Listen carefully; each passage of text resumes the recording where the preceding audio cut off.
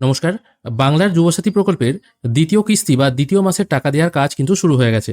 March মাসে অনেকে টাকা পেয়েছেন, আবার অনেকে টাকা পাননি। এপ্রিল মাসেও অনেকে কিন্তু টাকা পেতে শুরু করে দিয়েছেন। কিন্তু দেখা যাচ্ছে অনেক দর্শক বন্ধু কমেন্ট করছেন, তারা বলছেন যে মার্চ মাসে যে ব্যাংক অ্যাকাউন্টে যুবসাথীর টাকা এসেছিল, এপ্রিল মাসে টাকা আসছে অন্য ব্যাংক অ্যাকাউন্টে। আবার একজন দর্শক বন্ধু কমেন্ট করেছেন, তিনি মার্চ মাসে টাকা পাননি, কিন্তু এপ্রিল মাসে টাকা পেয়েছেন। কিন্তু এপ্রিল মাসে যে ব্যাংক অ্যাকাউন্টে টাকা পেয়েছেন সেই ব্যাংক অ্যাকাউন্টটা নাকি তিনি ফর্মে লেখেননি। তাহলে এরকমটা কেন হচ্ছে? প্রথমেই বলে দিই, এটা হওয়ার কারণ হচ্ছে আপনাদের এবার ডিবিটির মাধ্যমে টাকাটা দেওয়া হচ্ছে। প্রথমবারে কিন্তু ট্রেজারির মাধ্যমে টাকাটা দেওয়া হয়েছিল। যেহেতু ট্রেজারির মাধ্যমে প্রথমবারে টাকা দেওয়া হয়, সেই জন্য সবার টাকা একসঙ্গে ঢোকেনি। বিভিন্ন ডিস্ট্রিক্টের ট্রেজারি যেদিন টাকা রিলিজ করেছিল সেই দিনই কিন্তু টাকা বেনিফিশিয়ারিরা পেয়েছিলেন। দ্বিতীয় কথা হচ্ছে, প্রথমবার যেহেতু ট্রেজারির মাধ্যমে টাকা দেওয়া হয়েছিল, তাই আপনারা যুবসাথীর ফর্মে যে অ্যাকাউন্টটি লিখেছিলেন সেই ব্যাংক অ্যাকাউন্টেই টাকাটা এসেছিল। কিন্তু এই এপ্রিল মাস থেকে এই নিয়মটা চেঞ্জ হয়ে গেছে। এপ্রিল মাসে বলা হচ্ছে শুধুমাত্র ডিবিটি লিঙ্ক অ্যাকাউন্টেই টাকাটা ঢুকবে। এবার ডিবিটি লিঙ্ক ব্যাপারটি কি সেটা আগে আপনাদের জেনে নেওয়া দরকার। অনেকেই ডিবিটি লিঙ্ক, আধার লিঙ্ক এই দুটো জিনিস গুলিয়ে ফেলেন। এটা কিন্তু এই জিনিস নয়, ভালো করে শুনুন। আমরা একটি পেজ নিয়ে নিয়েছি। আমি এখানে প্রথমে লিখছি AADHAAR, এটা হচ্ছে আধার লিঙ্ক। আধার লিঙ্ক এই জিনিসটা অ্যাকচুয়ালি কি, আর আধার সিড, আমি শুধু সিড কথাটাই লিখছি। হ্যাঁ, আধার লিঙ্ক এটা, আর আধার সিড এই দুটো ব্যাপার অ্যাকচুয়ালি কি, এই দুটো আগে আমরা জেনে নেব। আধার লিঙ্ক হচ্ছে, আপনার ধরুন একটা ব্যাংক অ্যাকাউন্ট আছে SBI এ, একটা আছে PNB-তে, একটা আছে হয়তো ইউকো। এই তিনটে ব্যাংকেই হয়তো আপনার অ্যাকাউন্ট আছে। এবার অ্যাকাউন্ট যখন ওপেন করেছিলেন তখন কেওয়াইসি ফর্ম ফিল আপ করেছিলেন, বা অ্যাকাউন্টও যখন করেছিলেন তখনও কিন্তু অ্যাকাউন্টের যে ফর্ম আছে সেই ফর্মের সাথে প্যান কার্ড, আধার কার্ড, ভোটার কার্ড এগুলো দিয়েছিলেন। এবার প্রত্যেক অ্যাকাউন্টের সাথেই কিন্তু আপনার আধার কার্ড লিঙ্ক আছে। এটাকে বলা হচ্ছে আধার লিঙ্ক ব্যাংক অ্যাকাউন্ট। এটাই কিন্তু আপনার ফর্মেও লেখা আছে, মানে যুবসাথীর যে ফর্ম আছে ওখানেও কিন্তু এই আধার লিঙ্কের কথাটাই লেখা আছে। আর আধার সিড এই কথাটা অ্যাকচুয়ালি কি, এটা কিন্তু সম্পূর্ণ আলাদা জিনিস।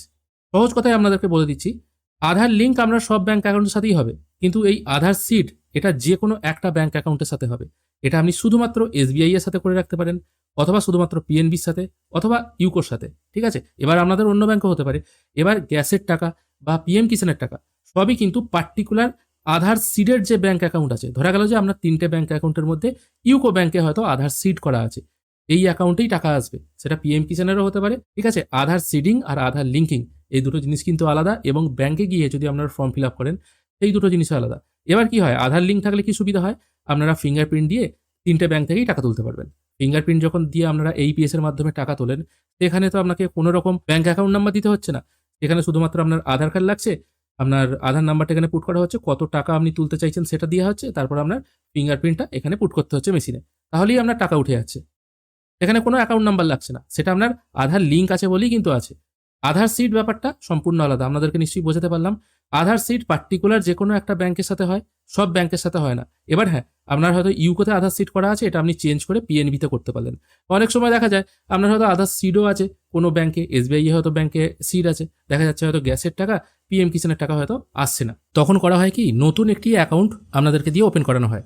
সেটা যে কোনো ব্যাংকের হতে পারে, ইন্ডিয়ান পোস্ট পেমেন্টস ব্যাংক হতে পারে, এয়ারটেল পেমেন্টস ব্যাংক হতে পারে, NSDL পেমেন্টস ব্যাংক হতে পারে, মানে জাস্ট কথার কথা বলছি, অন্য ব্যাংকও হতে পারে।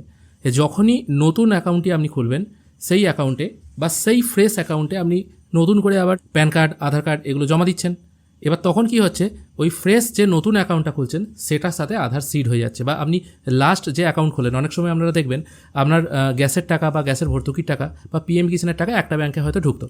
এবার দেখা গেল কোনো কারণবশত আপনি একটা নতুন ব্যাংক অ্যাকাউন্ট হয়তো ওপেন করেছেন, অটোমেটিকলি দেখবেন গ্যাসের টাকা এবং PM কিষানের টাকা ওই নতুন অ্যাকাউন্টে ঢুকতে শুরু করে দিয়েছে। মানে কি হচ্ছে, ওই নতুন অ্যাকাউন্টের সাথে বা লাস্ট যে অ্যাকাউন্টটা ওপেন করেছেন তার সাথে আধার সিড হয়ে গেছে, যার ফলে ওখানে ঢুকছে। এবার ওটা আপনি চেঞ্জও করতে পারেন। অর্থাৎ আধার সিডিং আর ডিবিটি লিঙ্ক এই দুটো কিন্তু একই জিনিস। যে অ্যাকাউন্টের সাথে আপনার আধার সিড করা থাকবে সেখানেই কিন্তু ডিবিটি মানে ডাইরেক্ট বেনিফিট ট্রান্সফারের টাকা আসবে। এবার এই ডিবিটি লিঙ্ক করবেন কি করে, কারণ দেখা যাচ্ছে প্রথমবার যেহেতু আপনারা ফর্মে লেখা ব্যাংক অ্যাকাউন্টে টাকা পেয়েছেন, দ্বিতীয়বার যে ব্যাংক অ্যাকাউন্টে টাকা পাচ্ছেন সেই অ্যাকাউন্টটা হয়তো আপনাদের অনেকদিন লেনদেন করা নেই, সেই অ্যাকাউন্টে টাকা ঢুকে গেছে, অথবা সেই অ্যাকাউন্টে হয়তো আপনার ফোনপে, গুগল পে চালু করা নেই যে আপনি টাকাটা উইথড্র করবেন। সেক্ষেত্রে আপনারা মনে করতে ব্যাংক অ্যাকাউন্টটা চেঞ্জ করে নিতে পারেন। চেঞ্জ করার জন্য আপনাকে NPCI এর অফিসিয়াল ওয়েবসাইটে চলে আসতে হবে। এটা আপনারা মোবাইল থেকেও করতে পারেন, যদি মোবাইল থেকে করেন ডেস্কটপ মোডটা এনেবল করে নেবেন। এই ওয়েবসাইটে আসার পর একদম নিচে চলে আসবেন। নিচে আসার পর এখানে কাস্টমার সেকশন আছে, কাস্টমার সেকশনে এসে আধার সিডিং স্ট্যাটাস অপশানে ক্লিক করবেন। এখানে ক্লিক করলে আপনি একটি নতুন উইন্ডোতে চলে আসবেন। এখানে আসার পর ফার্স্ট টাইম আপনাকে দেখতে হবে আপনার আধারের সাথে কোন ব্যাংক অ্যাকাউন্টটি সিড করা আছে। সেটা দেখার জন্য অ্যাকাউন্ট ডিটেল অপশানে ক্লিক করবেন। এখানে আপনার আধার নাম্বার পুট করবেন, তারপর ক্যাপচা পুট করে সাবমিট করবেন। এরপর আপনার ফোন নাম্বারে একটি ওটিপি চলে আসবে 6 সংখ্যার, সেটা এখানে পুট করে কনফার্ম করবেন। এখানে খেয়াল করে দেখুন এই ব্যক্তির এয়ারটেল পেমেন্টস ব্যাংকের সাথে আধার লিঙ্ক করা আছে। এবার আপনি মনে করলে এই এয়ারটেল পেমেন্টস ব্যাংকের অ্যাকাউন্ট চেঞ্জ করতে পারেন। চেঞ্জ করতে গেলে কি করতে হবে, আপনাকে আধার সিডিং/ডিসিডিং এই অপশনটায় ক্লিক করতে হবে। এখানে আবার আপনার আধার নাম্বারটা পুট করবেন, তারপর এখান থেকে সিলেক্ট করতে হবে আপনি কি করতে চাইছেন। যদি ডিসিড করতে চান ডিসিড থেকেও করবেন না, সবাই সিডিংই করবেন। এই সিডিং অপশনটায় ক্লিক করবেন, তারপর সিলেক্ট করতে হবে ব্যাংক, কোন ব্যাংকে আপনি সিলেক্ট করতে চান। আমি এটা বন্ধন ব্যাংক করে দিচ্ছি, এয়ারটেল পেমেন্টস ব্যাংক থেকে বন্ধন ব্যাংক হবে। তারপর এটা সিডিং টাইপ বলে একটা অপশন আছে, এখানে 3টে অপশন দেখতে পাবেন, প্রেস সিডিং, মুভমেন্ট আর একটা মুভমেন্ট।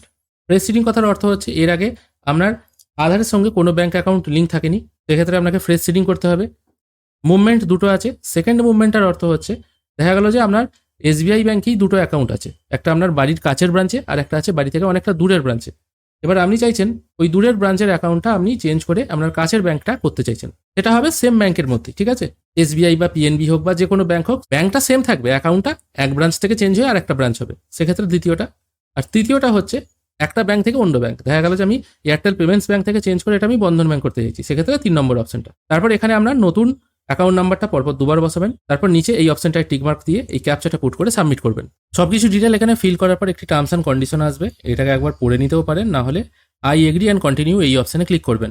তারপর এখানে আবার একটি ওটিপি আসবে 6 সংখ্যার, সেটা এখানে পুট করে কনফার্ম করলেই আপনার আধারের সঙ্গে যে ব্যাংক অ্যাকাউন্টটা সিট আছে ওটা চেঞ্জ হয়ে নতুন ব্যাংক অ্যাকাউন্ট হয়ে যাবে। তবে সার্ভার মাঝে মাঝে প্রবলেম থাকে, সেক্ষেত্রে চেঞ্জ হতে অসুবিধা হয়, নাহলে কিন্তু ইনস্ট্যান্ট এই চেঞ্জটা হয়ে যায়। তারপর আপনারা আবার এই অ্যাকাউন্ট ডিটেল অপশনে এসে আপনারা চেক করে দেখতে পারবেন আপনার আধারের সাথে কোন ব্যাংকের অ্যাকাউন্টটা লিঙ্ক আছে বা লিঙ্ক হলো। এটা কিন্তু বারবার চেঞ্জ করা যায়, এরকম নয় যে একবার চেঞ্জ করে দিলে চেঞ্জ করতে পারবেন না। অনেকের হয়তো দেখা যাচ্ছে এমন ব্যাংক অ্যাকাউন্ট লিঙ্ক হয়ে আছে যে ব্যাংক অ্যাকাউন্টটা তিনি হয়তো ইউজ করেন না বা ফ্রিজ হয়ে আছে কোনো কারণে, ওটাতে হয়তো পিএম কিষানের টাকা চলে এসছে। যদি এরকম সমস্যা হয় তাহলে তো এই মাসে টাকাটা তুলতে পারবেন না, সেক্ষেত্রে এই ওয়েবসাইটে এসে অ্যাকাউন্টটা চেঞ্জ করে নেবেন, তাহলে কিন্তু আপনার কাজ হয়ে যাবে এবং নেক্সট টাইম থেকে টাকা কিন্তু ওই ব্যাংক অ্যাকাউন্টেই ঢুকবে। আজকের ভিডিও এখানেই শেষ করছি, আশা করছি জিনিসটা আপনারা বুঝতে পারলেন। ভিডিও যদি ভালো লেগে থাকে অবশ্যই একটি লাইক করবেন। ভিডিও দেখার জন্য অসংখ্য ধন্যবাদ, ভালো থাকবেন।